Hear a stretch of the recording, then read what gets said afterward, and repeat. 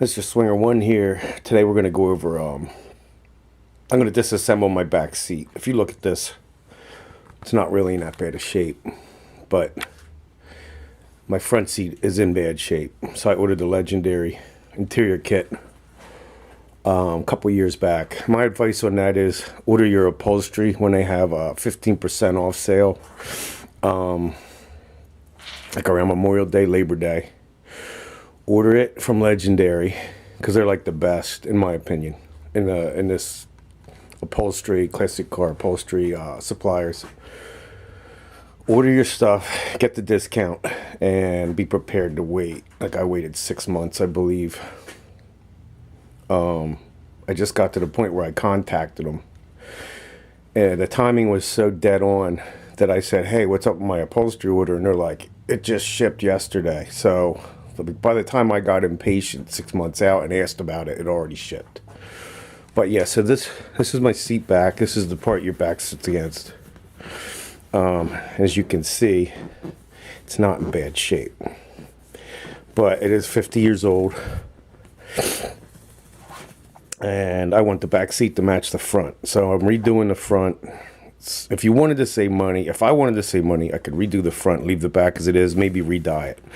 There is some little stain on here. I don't know what it is. I'd have to imagine something got thrown in the back seat of the car and sat there for years, because I pulled this car out of a field back in 1993. So something was probably laying up against that for years. All through the summer, all through the winter, the change in temperature, it kind of like stained the vinyl. But that could be cleaned up with dye, right? So let's look at the back. You can see the burlap's old. It's 2023. This is 53-year-old upholstery. And if you look, my metal frame, the paint's still on it. So I'm not gonna repaint the frame because there's no reason to. It's in good shape. I'm gonna take all this old stuff off, probably wipe everything down with a cleaner, a Windex or something. I'll probably hand wipe all the springs, just to keep dirt to a minimum on the new stuff. And I'm going to recover it with my legendary upholstery kits. I will say there's a video out there on YouTube from Legendary that shows they're working on a 69 Charger back seat. It's the same concepts. I will probably take a piece of paper and I'm going to count how many hog rings are across the front and how many inches apart they are. Legendary says 5 or 6 inches apart. This here looks like maybe 4 inches. There's hog rings here about 4 inches apart. So they're saying 5 or 6, but you can see the factory did it at like 4 inches. So I'm going to make a diagram of all that and try and put the new stuff on exactly as the old stuff came off. So I'm going to count how many hog rings down each side. And it's kind of irrelevant because you can use as many hog rings as you want. But we want to get it. I want to get it back as close to the way it was as possible. And I'm not going to make a long video showing how to do this because Legendary already has one. I'm not an upholstery expert. My experience is limited. I used to work at a Ford Lincoln Mercury dealer. I would take seats apart in the Lincolns to change the seat heaters out. They would go bad under warranty. But modern upholstery isn't like this. It's a lot of Velcro, zippers. Hog rings is kind of old school. Not saying that the new stuff doesn't use hog rings, but they don't use it as many. So yeah, this isn't a how-to video, but it's more of a bringing you guys along for the ride video. So I'm probably going to do it in parts, but we'll see how it goes. Okay, as you see here, I made a little diagram of the seat back and how many hog rings. I think there's like 6 up the side, 11 across the top, 6 down the side, and 11 across the bottom. So that just gives us a general idea. And I removed every one of the hog rings, and the idea is to carefully take this apart. The reason why is if you take it apart carefully, you remember how it goes back together, as opposed to just like taking a utility knife and hacking it off in strips. That's the idea there. Plus, there's a metal rod that runs up the top. Let's see here. There's a metal rod inside here. Inside here, it runs the whole length. If we have to, we can reuse that. I think the kit comes with new metal rod, but you'd have to, you know, install it, cut it to fit. If you didn't have that metal rod, you could pull this one out and reuse it. Scotch Brite the rust off it, all that. But yeah, so again, carefully take it apart, because then you get a visual of how it goes back together. That's the idea there. Okay, so we have the vinyl covering off. You can see that metal rod.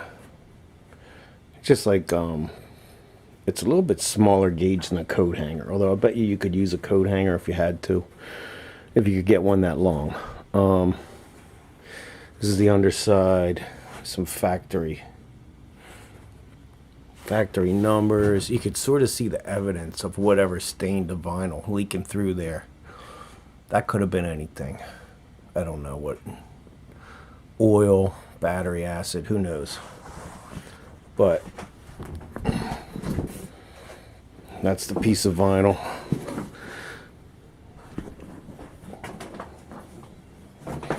This is what's underneath.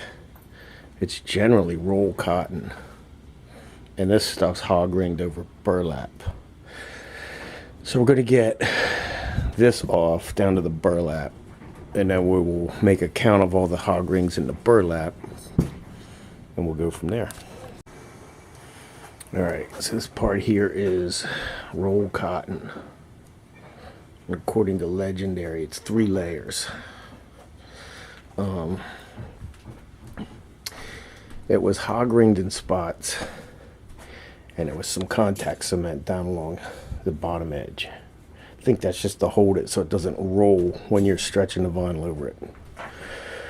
But underneath that, you have burlap.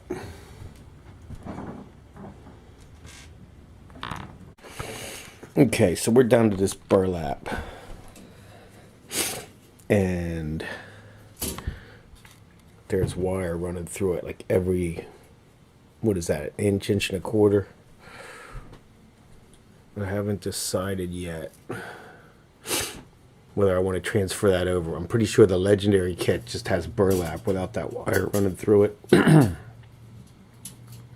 It's another step. It would be tedious. I'd have to peel the ends back, pull it through, thread it back up through. I don't know. I don't know yet whether I want to spend that extra hour or two doing that. Legendary, I don't think, does that in their instructions. But would it give it more support? Yes, I think it would. There's a reason they did it originally, so anyway, we're going to get that off. So far we had vinyl, triple layer of cotton that rolled off, and this burlap. And the reason for the burlap is so the cotton doesn't mesh down and go in between the springs, and then you'll see lumps in the vinyl over time.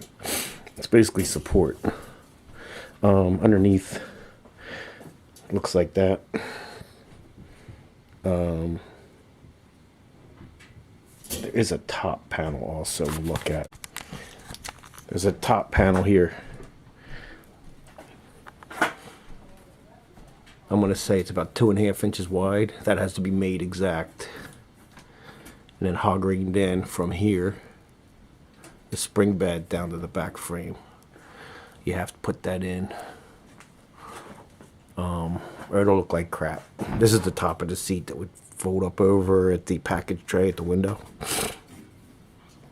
So I have to carefully take that off and measure it and make a new one. This is where you would decide whether you want to reuse it or not. It is 50 years old. All this burlap's old and brittle. I think I'm going to go ahead and redo it. Use all the new burlap. They used, you can see, a sewing machine. I'm going to use contact adhesive as per Legendary's instructions. See, you can see sewing machine thread up through there. You would need an upholsterer's sewing machine, I believe, to run that big thread.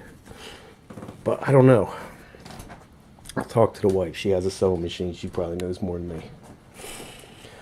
But yeah, I'm going to get this burlap off, wipe down the frame, and that's the disassembly. All right, so the burlap on the top is off. This panel here is just held on with hog rings. So I'm going to carefully remove this. I'm going to take measurements. I'm going to make a new one of these. So it's burlap, and there's a piece of wire running all the way through. Something for your hog rings to grab onto. If I have to, I'll reuse that wire. But if you look at the Legendary instructions, it's going to come out and bend down about 3 or 4 inches on the sides. This doesn't have that. I will probably add that to it. Same over here. Like it's supposed to come out and bend down, according to Legendary's installation instructions. So, for whatever reason, they didn't do that in the original, Mopar, or whoever did their seats back then. Didn't do that. But we're going to do that. We're going to follow the Legendary instructions because it's their product. But yeah, that's it. As you can see, the frame's in good shape. It's not rusty. I'm not going to paint it. There's a little tag on here. I'll leave that there. So that's the disassembly of the 70 Dart rear seat back. Thanks for watching.